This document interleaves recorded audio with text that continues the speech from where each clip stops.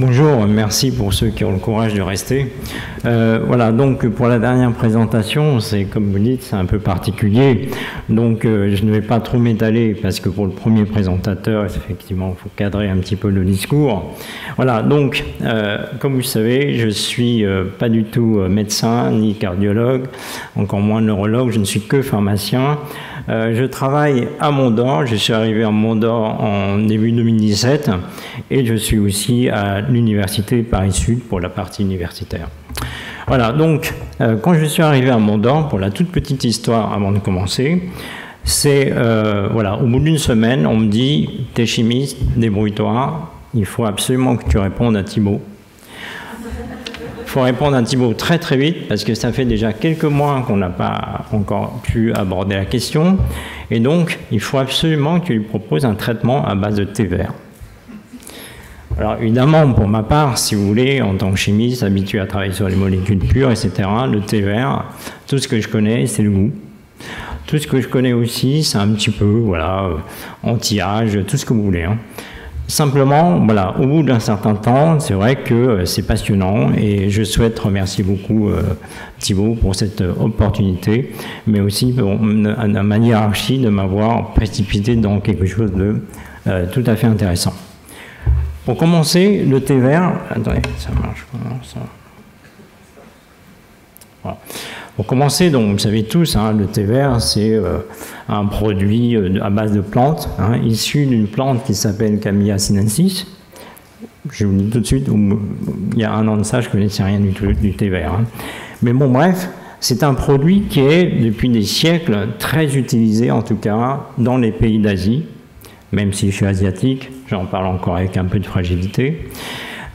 C'est un produit qui est extrêmement utilisé, et donc, si vous voulez, c'est intéressant parce que de ce fait-là, au moins sur le plan innocuité, on bénéficie d'un certain nombre de reculs. Alors, tout récemment, il faut savoir que ça a énormément intéressé la communauté scientifique.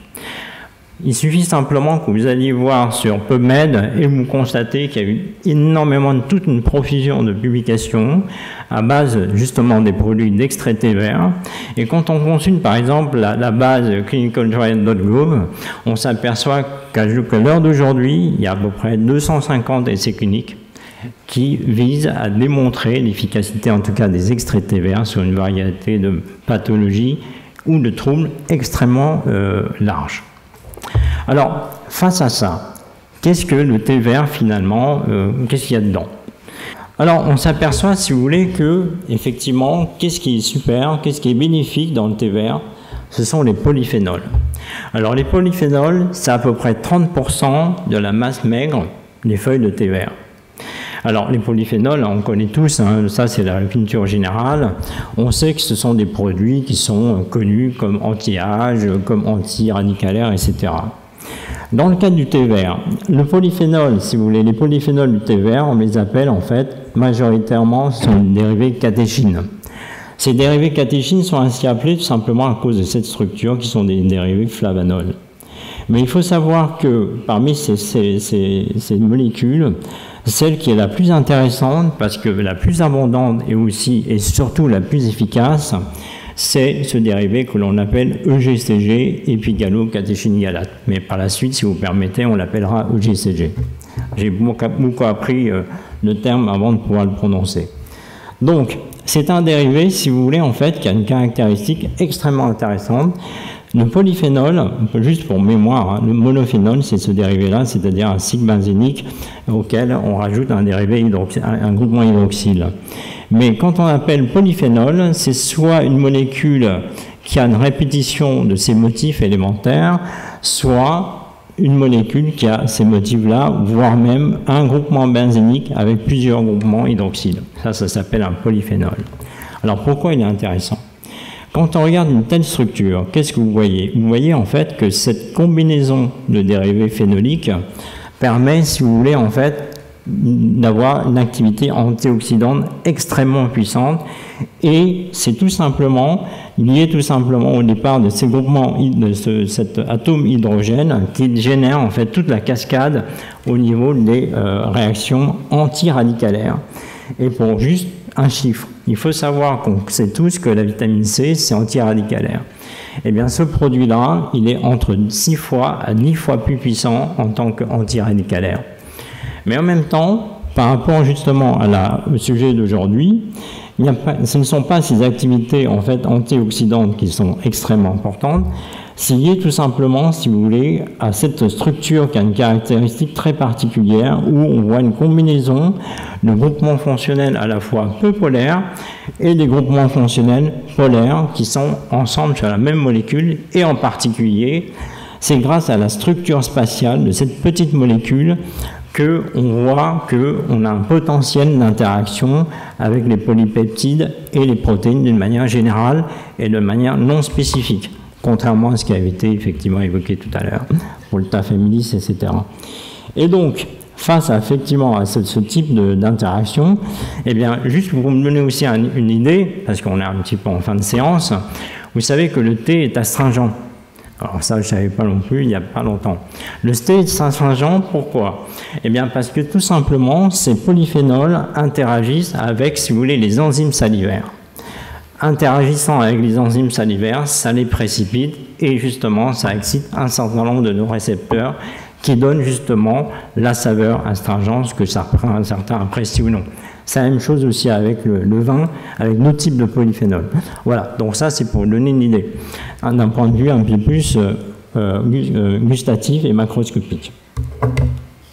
Alors, puisqu'on sait que ça interagit avec les protéines, eh bien, par exemple, dans le cas de la transthyrétine, comme cela a été évoqué tout à l'heure, eh bien, cette interaction, si vous voulez, un certain nombre de scientifiques ont démontré, que ce soit in vitro et in vivo, son efficacité de ce type de molécule, c'est-à-dire le GCG, non seulement vis-à-vis de la stabilisation du tétramère, mais également de sa capacité justement à inhiber la formation simplement de fibrines, voire même l'élimination, simplement la dégradation des fibrines déjà formées. Si on revient sur la cascade aminogénétique, eh bien, on voit effectivement, si vous voulez, ici, comme c'est identifié là, eh bien, ce sont des canaux, des sites de fixation du T4.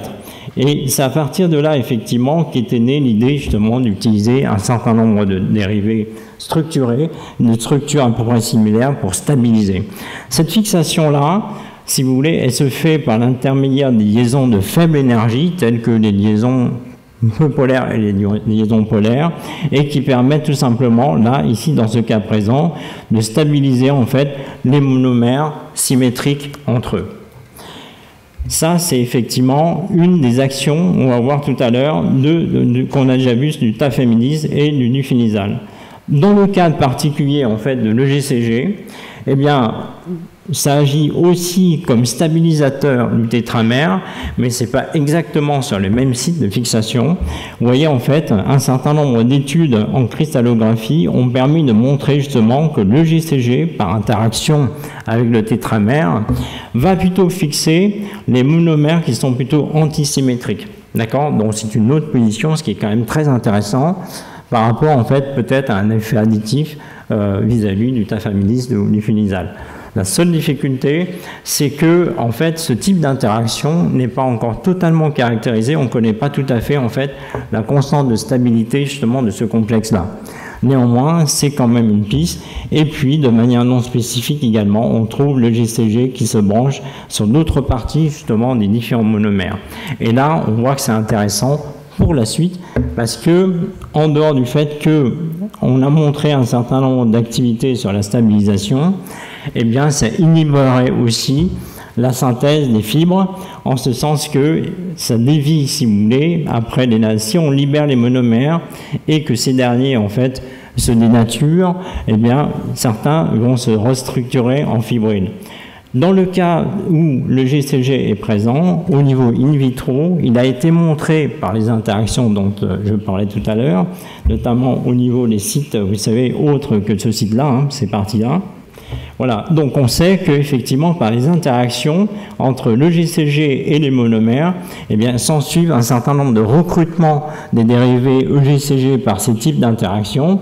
Et ces recrutements, c'est un peu une sorte de colle, si vous voulez, qui vont coller tous les autres monomères. et former tout simplement non pas des fibrilles finalement, mais des précipités irréversibles, plus facilement, plus amorphes et plus facilement éliminés.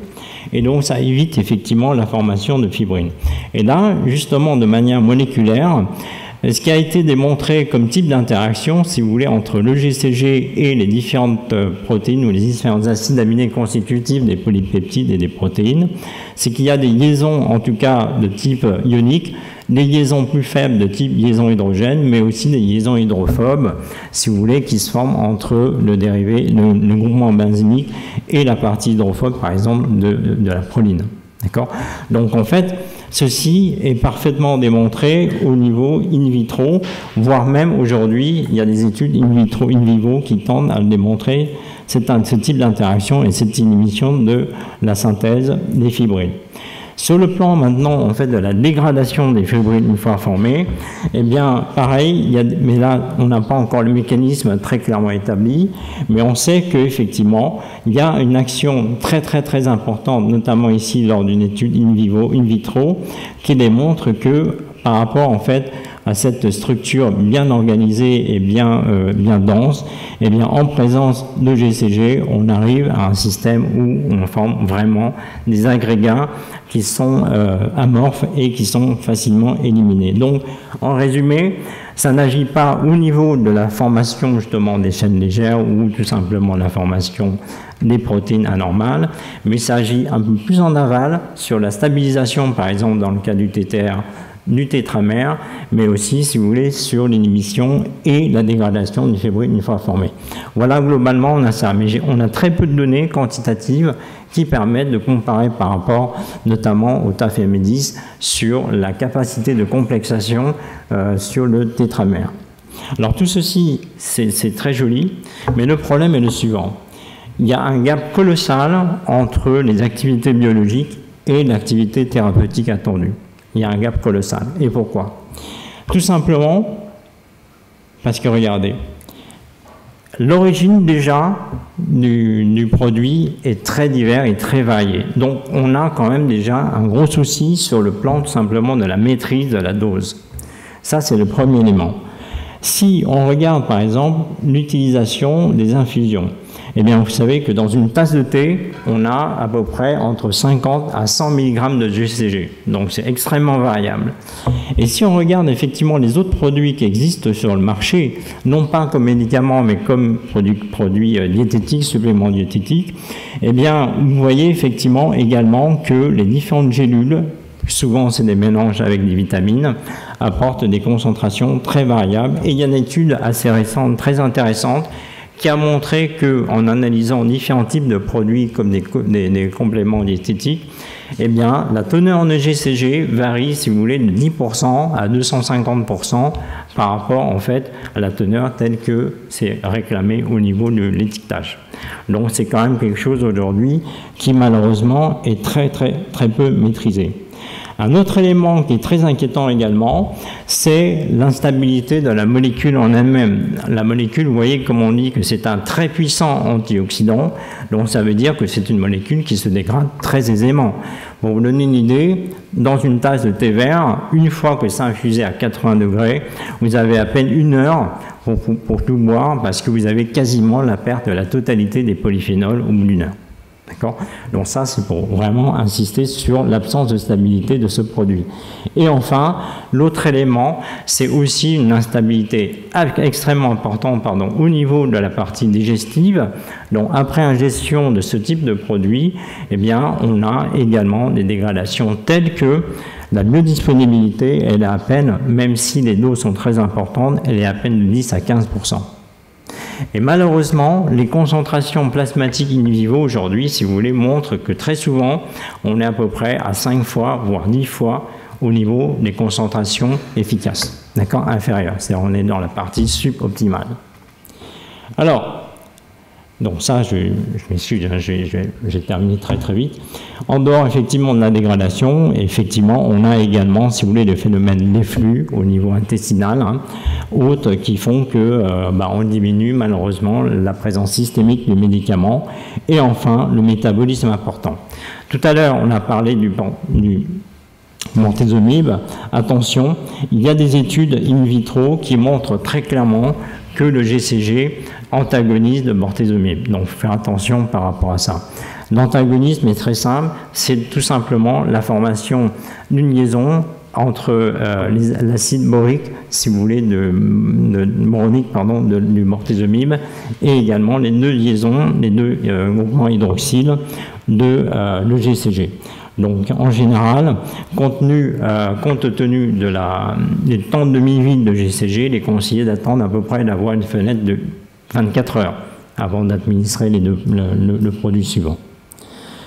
Enfin, par rapport à nous, en ce qui nous concerne, alors c'est un discours qui est un petit peu malheureusement bordé par l'OTTPI parce que, si vous voulez, on a développé, tenant compte en fait de toutes les caractéristiques pour améliorer la biodisponibilité du médicament, on a développé en tout cas un médicament qui actuellement a été préévalué par la NSM, mais qui a fait aussi l'objet en fait d'un brevet européen. Donc, comme il est encore à l'état provisionnel, le discours est un petit peu bordé. Néanmoins, pour vous donner une idée, c'est un produit, si vous voulez, qui aujourd'hui a pratiquement 16 mois de fabrication. Et par rapport en fait à ce dont je vous parlais tout à l'heure de quelques heures de stabilité, aujourd'hui on est à presque 18 mois, pardon, presque 16 mois de stabilité sans dégradation avec cette formulation. Et avec nos études de passage de perméation in vitro, parce qu'on a dit tout à l'heure que la biodisponibilité est très faible en raison tout simplement d'un mauvais passage dans la voie systémique, eh bien on a à peu près entre 5 et 10 fois plus de passages qu'un produit actuellement utilisé comme cosmétique. Voilà. Merci beaucoup.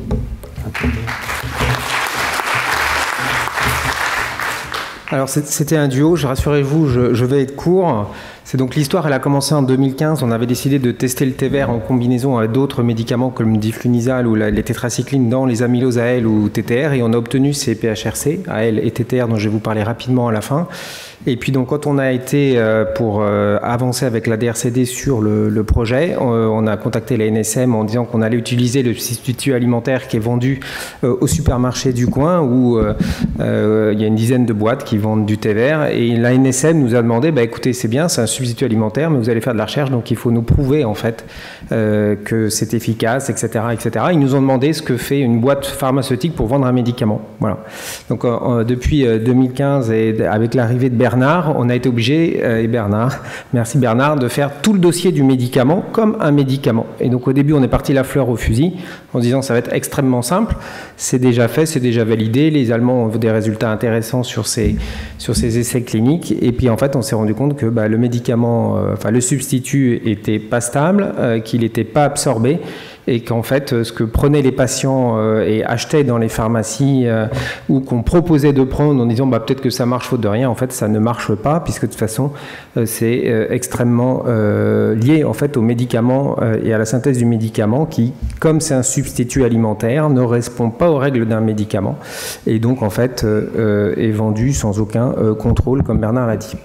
Alors, quelques données cliniques sur ces études, en fait. C'est un médecin allemand qui avait une amylose AL lui-même qui s'est testé et qui s'est trouvé amélioré. Il y a quelques études qui ont été faites en Allemagne. Je vais vous juste montrer les études allemandes. Là, c'est une étude allemande donc sur quelques patients où ils ont repris en fait une cohorte de patients qui avaient des amyloses AL et puis ils leur ont donné donc du thé vert. Alors, c'est intéressant parce qu'évidemment, au début, il n'y avait pas forcément les substituts alimentaires. Donc, les patients devaient boire 1,5 à 2 litres de thé vert quotidiennement. Qui devait être un petit peu énervé quand même, parce qu'il n'y a pas que le GCG dans le thé vert. Et puis s'ils ne supportaient pas le goût du fait de l'astringence, probablement, ils prenaient des comprimés de 600 à 800 mg de GCG en substitut alimentaire. Il y avait 2 patients sur toute l'étude qui avaient eu droit à ça. Et ils trouvaient que ça diminuait l'épaisseur septale. Donc, vous voyez, sur les patients, c'était bien sûr non contrôlé et c'était assez encourageant quand même sur des malades qui progressent. Et puis, on voit bien que même dans nos amyloses AL, on a du mal à voir, même quand la chimio marche, la régression du septum. Donc, ils ont fait une autre étude où ils ont combiné des patients avec des amyloses à transthyrétine, héréditaires ou mutées, sur un petit effectif de patients, 14 patients. Et puis, ils ont fait également des IRM, toujours soit du thé vert pris en boisson, soit décomprimé d'une des boîtes qui le fait en Allemagne. Et là, donc, les critères, vous voyez, c'est des patients de 66 ans, 68 ans, pas très sévères, en fait, pour des amyloses, vu leur âge, quand même, transthyrétine. Et là encore, ils trouvaient une réduction significative, en fait, du septum, de la paroi postérieure, et puis également une diminution non significative de la masse ventriculaire à l'écho, mais on connaît la variabilité, et à l'IRM, c'était encourageant. Là, ils ont refait une étude, en fait, sur des wild type encore, où ils mettaient donc des patients wild type, sans groupe contrôle, tous les patients sous thé vert, 25 patients, et puis une sous-cohorte avec de l'IRM. Là, tous les patients étaient traités avec le comprimé de substituts alimentaires.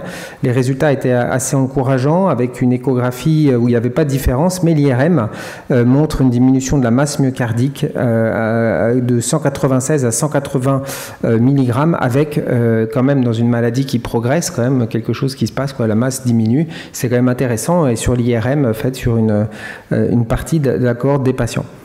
Alors, il y a effectivement pas mal d'études qui sont en cours avec le GCG. Alors, je n'ai pas réussi à trouver toutes celles sur l'amylose parce qu'il y en a tellement qui sont en train d'étudier ces fameux substituts alimentaires. Donc, Bernard a effectivement déposé un brevet qui va peut-être changer la donne.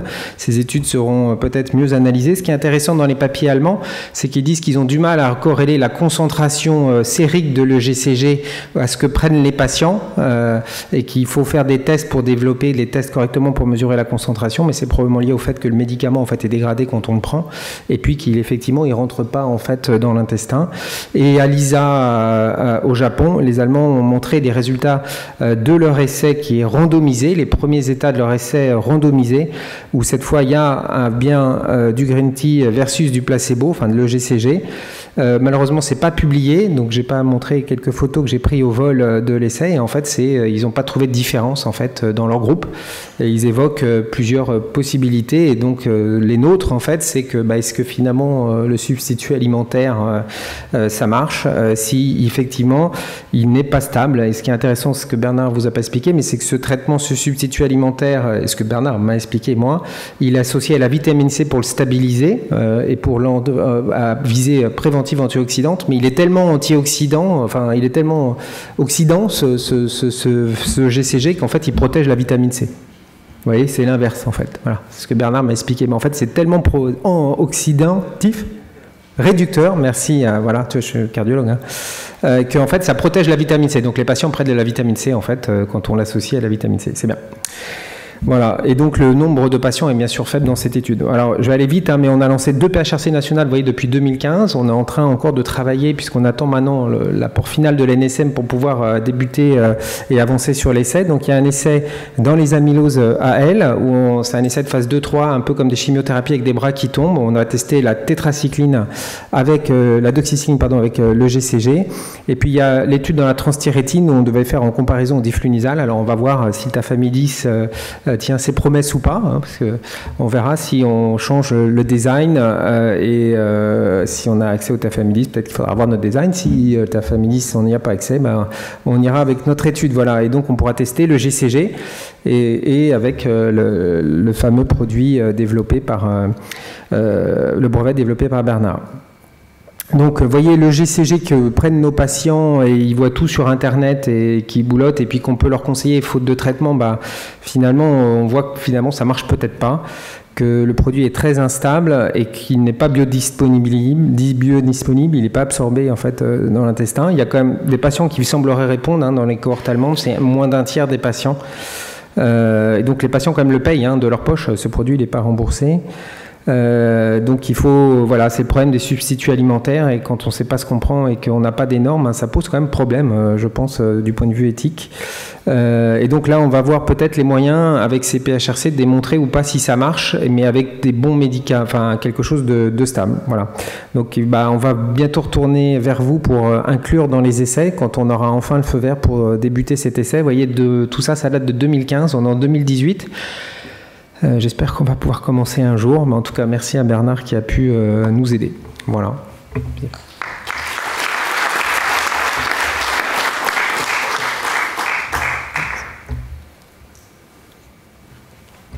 Merci beaucoup Thibaut. J'imagine qu'il va y avoir plein de questions sur le thé vert. Bernard vient m'aider parce qu'alors là... Vous réalité. Moi, je me posais la question, là, dans les petits essais là, de quelques patients des Allemands, de boire 2 litres de thé par jour. C'est quand même, ça fait beaucoup. Ça devait distendre un petit peu le vessie, finalement amincir un peu les parois de façon relative, non? Ça doit surtout distendre la vessie, ouais. Écoute, je sais pas, ouais, c'est problématique, quoi. J'explique pas les résultats de l'IRM. C'est vrai que c'est une sous-étude sur un nombre de patients. Est-ce qu'on a les mêmes patients? Il y a des hétérogénéités entre les pays. Il y a quand même des patients qui semblent répondre, et les Allemands sont hyper rigoureux quand même. Arne Christen, mon collègue, il est hyper rigoureux, donc s'ils ont vu les masses diminuer, la masse diminue. Mais on voit quand même qu'au fur et à mesure qu'ils font des études de plus en plus fouillées, il y a moins en moins de paramètres qui sortent. Donc est-ce que c'est, comment t'expliques la diminution de la masse alors que l'épaisseur bouge pas? C'est forcément que les diamètres bougent, hein, mais plutôt dans un sens inverse. Mais après, je ne suis pas un spécialiste d'IRM, mais c'est vrai que sur les 15 grammes sur 10 patients, on est peut-être dans la variabilité juste de la mesure, de la chose mesurable. On a, à l'ISA, c'était assez intéressant de discuter avec eux du résultat, quoi. Mais clairement, ils n'ont pas trouvé encore. Alors, c'était leurs données préliminaires. Il y avait un essai aussi qui avait lieu en Italie, mais je crois qu'il a été interrompu parce que le problème, c'est que les patients, ils voient tout sur Internet, donc ils s'automédiquent, en fait. Donc, c'est difficile de trouver des patients randomisés dans ce genre d'essai, surtout en Allemagne où les Allemands ont beaucoup promu ce médicament et donc se substitue, et donc tous les patients se mettent sous ce traitement. On a eu le même problème avec la levure de riz rouge, pour se substituer aux statines. Oui, une petite félicitation d'abord pour ce bel effort, pour être arrivé à cette molécule stabilisée. Mais j'aurais une question en sens inverse, puisque maintenant elle est disponible. Donc, est-ce qu'il y a un moyen de l'utiliser pour des essais précliniques, pour d'autres indications? C'est clair que, si vous voulez, en fait, la communauté scientifique s'accorde pour dire une chose. C'est un produit qui a des activités biologiques extraordinaires, très vastes, presque ubiquitaires, si je peux me permettre. Le vrai challenge aujourd'hui, c'est de réussir à faire en sorte que la biodisponibilité soit obtenue pour atteindre des concentrations, si vous voulez, thérapeutiques, quoi. Donc c'est surtout ça aujourd'hui qu'il faut faire. Alors il y a un certain nombre d'essais précliniques, hein. On a de la chance quand même par rapport à ce PHRC, même si on est en train de les engager, si vous voulez, avec le recul qu'on a sur l'utilisation du produit, il n'y a pas non plus un focus là-dessus. Même pour la FDA, ils encouragent effectivement de déposer assez rapidement lorsqu'il s'agit des produits botaniques. Grâce tout simplement à ce recul, on n'a pas trop, si vous voulez, de soucis précliniques, notamment en termes de toxicité. Néanmoins, il y a quand même un élément important à souligner pour ça, c'est que si on améliore considérablement la biodisponibilité, parce que aussi on travaille sur un produit isolé et stabilisé, là probablement on aura peut-être des effets systémiques différents. Non, mais vous êtes ouvert à des essais sur d'autres pathologies que l'amylose, c'est ça ma question. Alors Bernard, qui a développé la patente, est tout à fait, c'est son brevet et son travail, et il est tout à fait ouvert à développer d'autres aspects. Nous, on est parti sur l'amylose. C'est d'ailleurs une très belle histoire, en fait, parce que c'est la rencontre entre Bernard et Thibaut. Et voilà, c'est intéressant parce qu'on est parti d'un problème, etc. Et puis avec la pharmacie, avec Muriel Paul et toute l'équipe, on est arrivé à faire quelque chose qui va peut-être aller bien au-delà de l'amylose. Et Bernard a bien l'intention, effectivement, de l'élargir au-delà de l'amylose, mais là, c'est plus mon histoire. Et ça va peut-être changer la donne de l'utilisation de ce produit et de permettre une utilisation massive de ce produit. T'as bien raison. Et je pense que tu penses à des maladies génétiques particulières. On fait affaire ensemble, hein. Oui. Tu es à Mont-d'Or ? Oui. Pharmacie, c'est juste un étage en dessous. 2 questions dans la salle. J'ai 2 petites questions. La première, c'est... on a l'impression que l'histoire part d'un médecin allemand qui est tombé dessus par hasard, mais est-ce qu'il y a d'autres produits naturels dans lesquels il y a beaucoup de polyphénol? Et est-ce que vous avez regardé un petit peu dans Absolument. La littérature s'il y a des choses là-dessus? Oui, c'est une excellente question. Si vous voulez, il y a un certain nombre de polyphénols. Hein. Vraiment, il y a un screening de différents polyphénols, notamment dans le cas de l'amylose, par exemple. Et il se trouve effectivement que le GCG, de par ses caractéristiques particulières, il n'a pas que ces polyphénols, mais il y a aussi l'acide gallique, etc., si vous voulez. Cette conformation lui confère in vitro une activité beaucoup plus puissante que les autres produits. Mais le curcumin, par exemple, il y en a d'autres, si vous voulez, qui faisaient partie de ces essais, bien sûr. D'accord. Et autre question, je ne suis pas du tout pharmacien, ni chimiste, ni quoi que ce soit, mais quand tu as un produit actif et que tu veux augmenter la biodisponibilité, généralement tu tu l'encapsules et tu le fais. Là, pourquoi vous avez eu l'idée de rajouter de la vitamine C? Non, on n'a rien rajouté. Il t'a pas dit ce qu'il a fait pour le stabiliser parce que c'est en brevet. C'est la boîte qui le vend avec la vitamine C. Et on n'a pas le droit de te dire ce qu'il y a dedans, sinon il y a un embargo encore.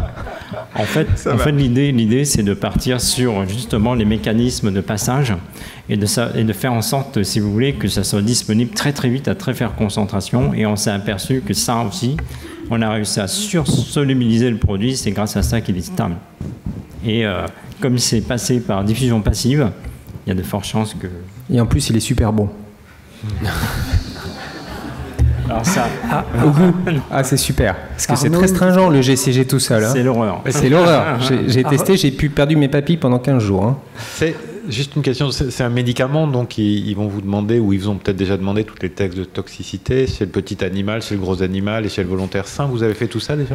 Alors, on a documenté, si vous voulez, même la FDA, il y a des guidelines sur la FDA qui aujourd'hui disent qu'on peut documenter avec les produits botaniques avec justement les données de la littérature. Et donc, fort heureusement, il y a un certain nombre de données dans la littérature sur la toxicité chez l'animal. Le dossier qu'il a fait pour la NSM, c'est 200 pages. Hein. Oui, mais c'est juste pour savoir quand est-ce qu'il y a une chance que ça démarre. C'est ça, quand est-ce qu'on va pouvoir commencer? C'est notre question. Vous avez l'accord de la NSM là, pour le donner? On a un pré-IMPD, enfin un prêt de soumission, si vous voulez, qui n'est pas défavorable. Hein.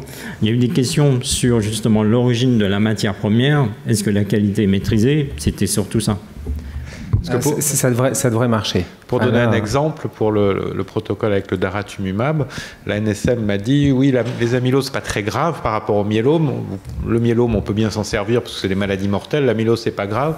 Donc il faut que vous fassiez des tests de toxicité chez le gros animal. Alors là en fait, si tu veux, le GCG, tu l'achètes de partout en fait. Hein, il est déjà vendu dans les substituts alimentaires. Donc en fait, ce que Bernard a fait, c'est qu'il a rajouté des choses qui sont vendues dans le commerce en pharmacie pour le stabiliser. Il a un cocktail, le cocktail de Bernard. Et il stabilise le GCG en fait et rend biodisponible. Donc en fait c'est un processus, on ne change pas la substance, sauf qu'il a fait effectivement tout ce qui est stabilité, température, oxydation, conservation et dégradation. Absolument. Et c'est la raison pour laquelle on est obligé de les poser sous statut de médicament. C'est tout à fait ça. Combien tu prescris de GCG à tes patients en gélules par jour? Voilà, donc tu prescris un médicament qui ne marche pas.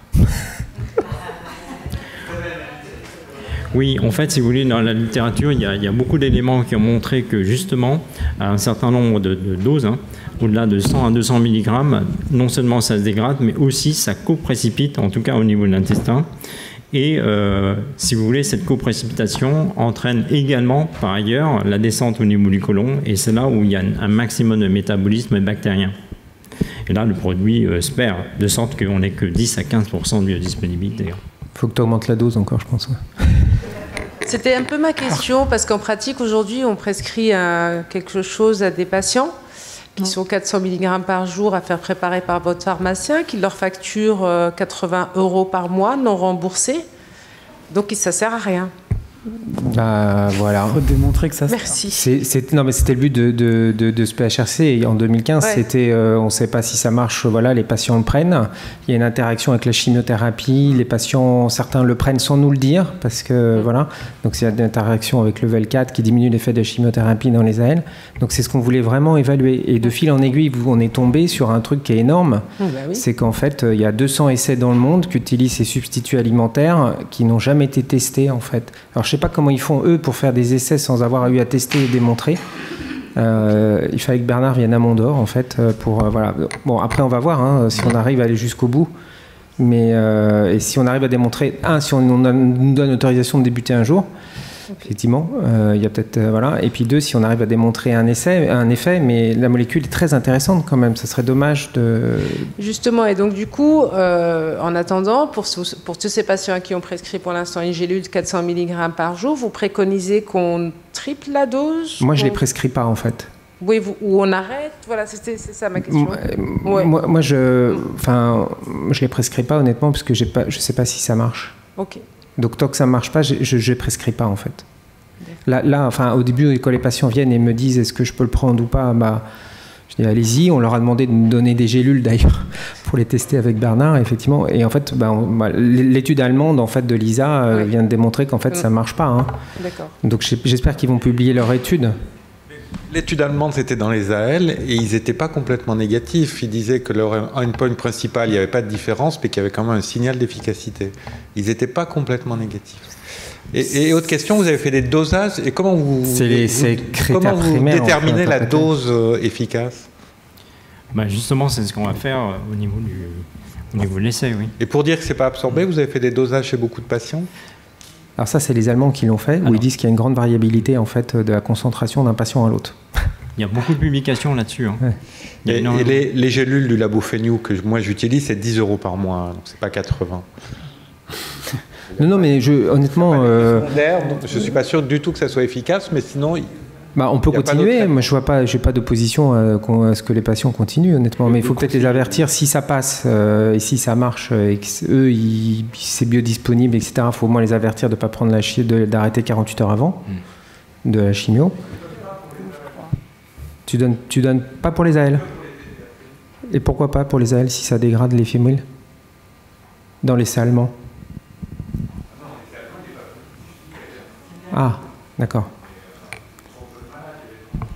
Voilà. Voilà. De toute façon, moi, je pense qu'il y a un médicament qui arrive qui diminue la mortalité et l'hospitalisation. Alors, est-ce que il faudra qu'on avance, quoi. Mais toi, c'est... Quand il y aura un autre médicament, on donnera un autre médicament. Pour l'instant, il n'y a rien. Qu'est-ce que tu leur donnes au TTR sénile en ce moment? Nous, on adapte le traitement. On essaie de faire un meilleur management cardiologique, mais ce médicament, le TVR, pour l'instant, j'y crois pas. Honnêtement, j'y crois pas. J'y crois pas. Et depuis qu'on travaille avec Bernard, j'y crois de moins en moins, puisqu'en fait, on leur donne des trucs où il n'y a rien.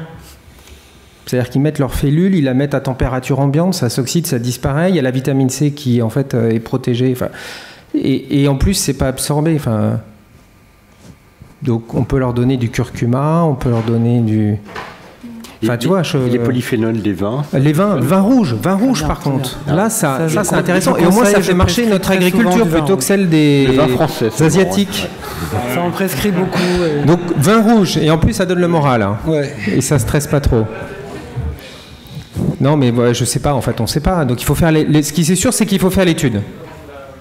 Il faut... Comment? Il faut que le produit soit disponible à la NSM et qu'on puisse faire l'étude pour avancer et voir si c'est ça ou pas. Oui. Et puis on verra si on n'arrive pas à démontrer que ça marche pas. Donc c'est pas le GCG, ça marche pas. Si ça marche, tant mieux. Ça prouve qu'on a peut-être une solution en plus du reste qui sera sûrement combinée. On voit bien en plus, tu vois, le mécanisme comme Bernard vous a démontré, ça va être intéressant parce que ça peut potentialiser l'effet des autres molécules. Mais il faut qu'on nous donne le feu vert pour débuter un jour.